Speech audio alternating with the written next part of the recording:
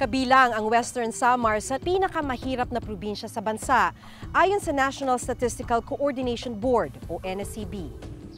3 out of the 4 poorest Visayan provinces are the Samar provinces. Ang Western Samar, pre-Yolanda, 43.5% na ang level ng poverty. Northern Samar, 43.5% din ang level ng poverty.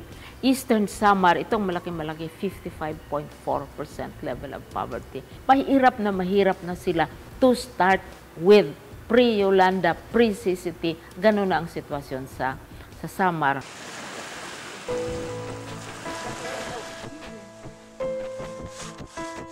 Ayon na rin sa mga residenteng gaya ni Lolo Jose, hindi pa rin nabibigyang tugon ang kahirapan sa kanilang lugar. Dahil maging ang kanyang apong si Junimar, kailangang tumulong sa pamilya para lamang makaraos sa araw-araw. Ang malungkot, mas lalong nakaranas ng hirap ang mga residente matapos tamaan ng bagyong Yolanda. Bukod sa tirahan, nasira rin ni Yolanda ang bangkang gamit sa pangingisda ng pamilya ni na Junimar. Na anuhan ng puno ng nyug, nahati.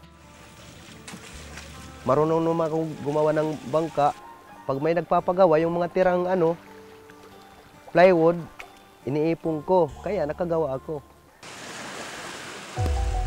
Ang ipinangakong mga bangka mula sa gobyerno, magdadalawang taon na nilang hinihintay. Yun ang mismo pumunta dito, may dala sila maraming plywood.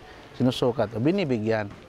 Tapos nililista nila lahat. Bibigyan rin ng makina, binigyan. Tapos yung mga repair na mga baluto, binigyan ng material. Tapos yung talagang na-wash out talaga, nililista.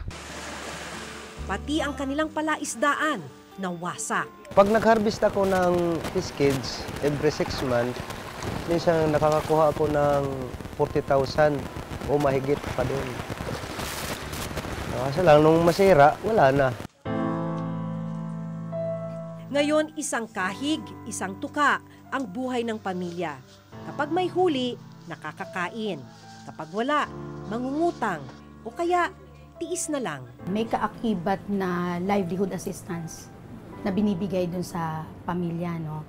Bukod dun sa cash transfer, conditional cash transfer.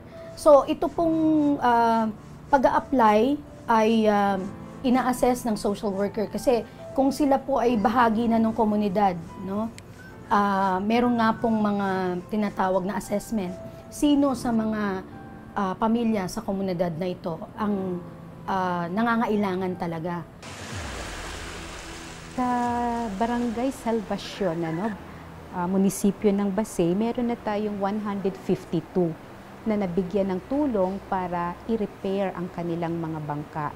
So kung sino man itong mga mangingisda na to na sa tingin nila ay hindi pa sila naaabot ng tulong, maaari po silang makipag-ugnayan po sa kanilang lokal na pamahalaan. Maaari rin diretso sila makipag-ugnayan sa BIFAR Regional Office, Region 8. Ayon sa Social Watch, hindi pa rin natutugunan ng gobyerno ang ugat ng kahirapan sa mga lugar gaya ng Isla Hinamok.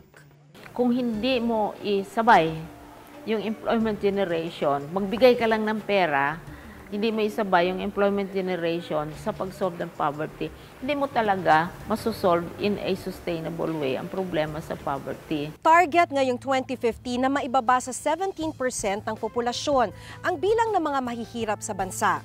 Pero ayon sa datos ng NEDA, nasa 25% pa rin ng kabuuang populasyon ang mahirap. So paano natin yan maabot? Magtatapos ng 2015. So malayong malayo, hindi natin yan ma-achieve.